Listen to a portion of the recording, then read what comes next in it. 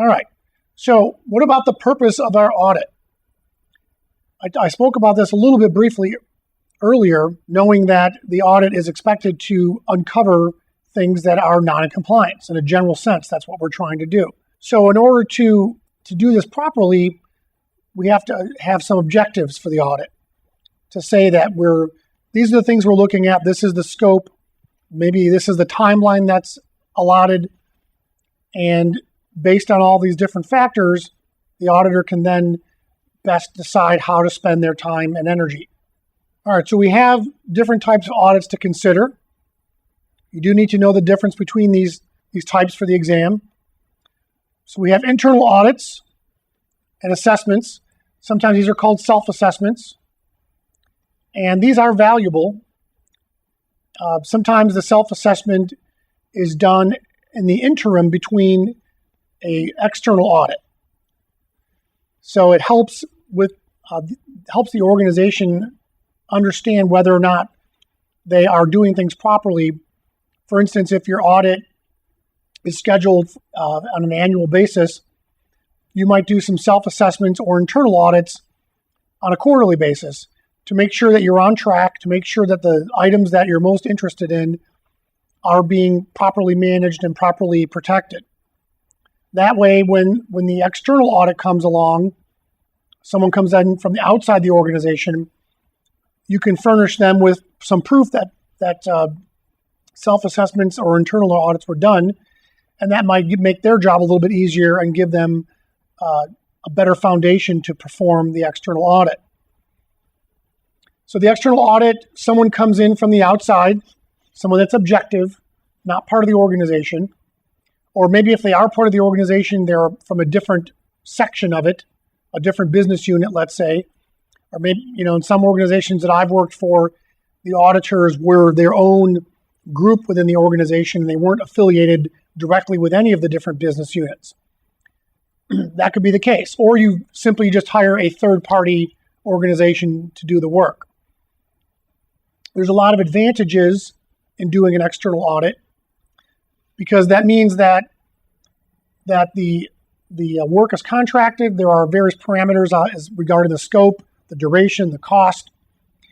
And ideally, the person coming in to do the audit has no preconceptions about what the organization does, how they do it, what they're likely to find, and so on.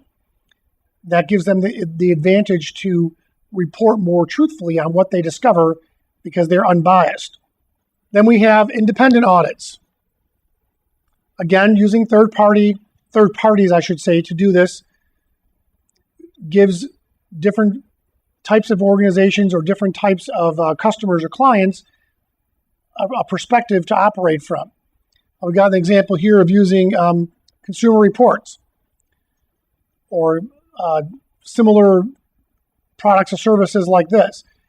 It's a way to gauge how well a product or service operates because other people are evaluating it, other people are reviewing it, other people have tested it, or they're using this and they've got some feedback to offer. So that's still valuable, although it might not be as officially binding as someone who's doing a true third-party audit of an information system within your organization. So we have different types of audits that we talked about. Now we have to think about the approach being slightly different for those different types. So some things are audits for products, making sure that your product has the right size, color, and markings, for instance. An example here would be toys that were pulled out of stores because they contain lead paint. China has been in the news many times over the years for producing unsafe products. Some of them are edible products. And trying to determine whether something is safe enough for consumption or for other types of use is an important thing to think about. Most likely, as a CISA, you're not going to be doing product audits, but you should be familiar with the concept.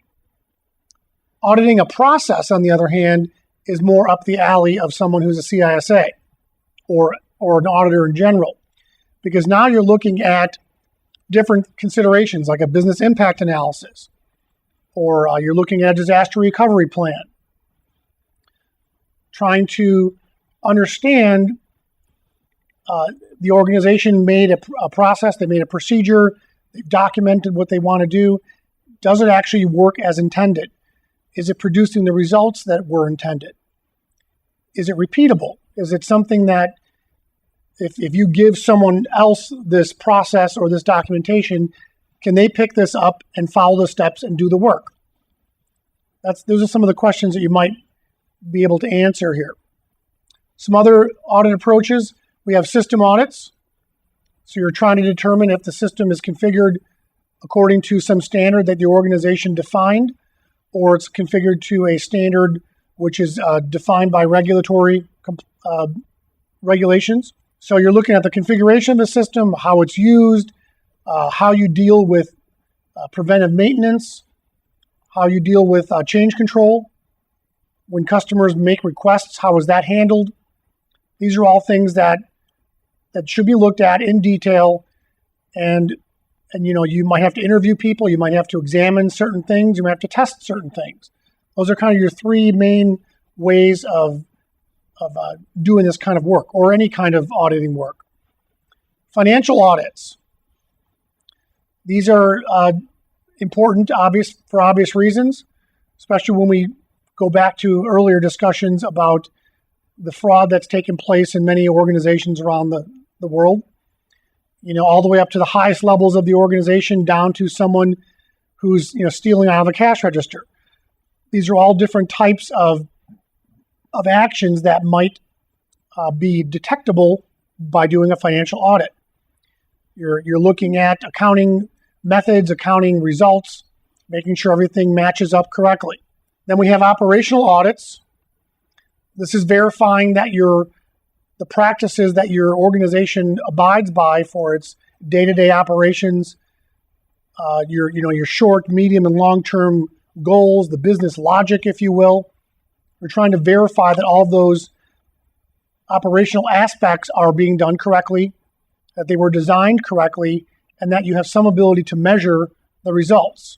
Then we have integrated audits, where you've got some blending of different audit types, maybe financial audit blended with operational considerations, maybe also blended with system configuration audits.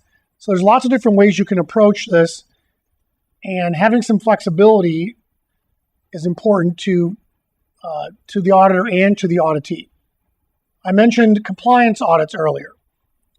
So this is a great way to discover things that are not configured correctly, or things that weren't built correctly or designed correctly. If you have a standard, like an ISO standard, for instance, you could compare that against what's actually discovered to see if something is in compliance. If it's not in compliance, then that constitutes a finding, and some action would need to be taken as a result. We have administrative audits.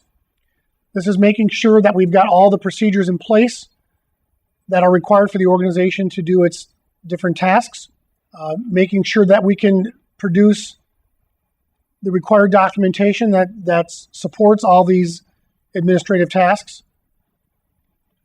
And then we have systems certification and accreditation, CNA, otherwise known as.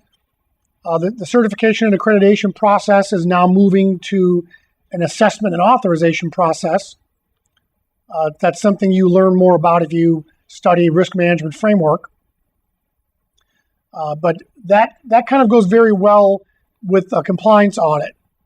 These two go together fairly well.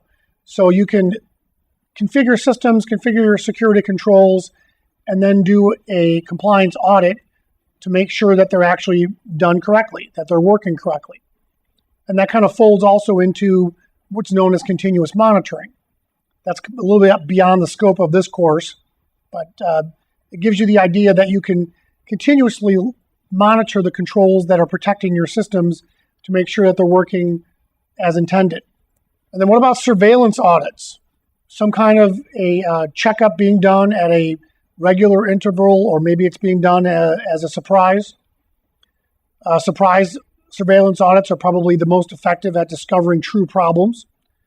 Again, going back to what I mentioned earlier, if the person or system being audited gets too much advance notice, then they might have time to fix things beforehand that would have been discovered otherwise. So what kind of responsibility do you have as an auditor? There is a fiduciary relationship with the organization, right? Some financial aspect of what the auditor does in relation to the organization needs to be understood. So if we think about it, is that from the auditor's point of view, the goals of the organization come before their own goals. So it could be the case that the auditor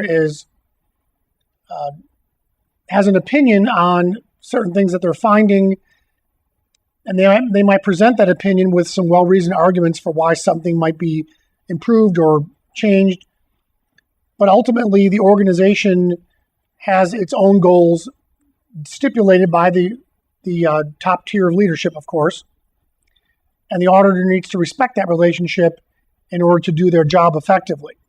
However, as I mentioned with the different types of fraud, the auditor must also place the highest importance on the actual truth or the truth of their findings.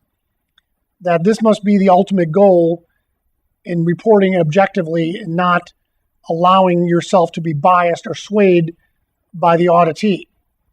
All right, so let's talk now about the difference between an audit and an assessment. So the audit is a systematic inspection of the records, doing that low-level analysis, looking at the details, and with a nod to the outside auditor or third-party auditor providing the most truthful and most objective results because they don't have any conflicts of interest, or they shouldn't have any conflicts of interest. An assessment, however, is not as formal as an audit. It's done less frequently as well, but it's a way to identify whether or not some of the potential findings that an audit would discover are going to be a problem. So if you're doing an assessment report, a self-assessment, a vulnerability assessment, these are different ways to try to understand the security posture or the effectiveness of security controls or other types of controls for financial systems and how well those are working. So if assessments are done, that supports when the actual audit is performed.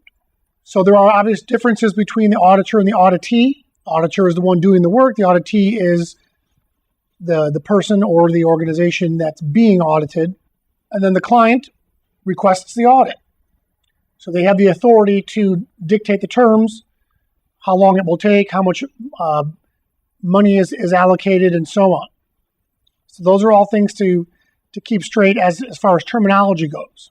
So things to think about to make sure that you are independent as an auditor. Good questions to ask. Are you auditing something that you helped develop or helped purchase or helped procure? That will be a conflict of interest potentially, so that's something to think about. Making sure there are no conflicts or attitudes that the auditee might present to the auditor, which could affect the results of the audit. If the auditee, for instance, was insisting on looking over the shoulder of the auditor and second-guessing what they were doing, that would be a distraction and cause potential problems. So the auditor needs to be aware of that and be able to isolate themselves if necessary in order to get their work done without interference. I mentioned already financial gain that the auditor needs to be aware of. If there's any chance that the information they uncover could present a conflict or present a chance for financial gain, then that needs to be acknowledged and dealt with. It could be that the auditor needs to, excuse themselves and say, I can't do this because I've got too much conflict. You really should give this work to somebody else. So sometimes that happens. A person with really high ethics would do that, right? Any kind of business deals, pending legal actions between the auditor and the auditee should be well understood before any activity is embarked upon. Shouldn't be a conflict with the job that the auditor's currently working or the person they're working for. So if you're auditing your boss, in a sense, that could be a potential conflict. And we want to make sure that the auditor is not accepting any gifts or special favors, since that as well could affect the outcome of the audit. The idea really is to be objective, impartial, and professional so that there aren't problems.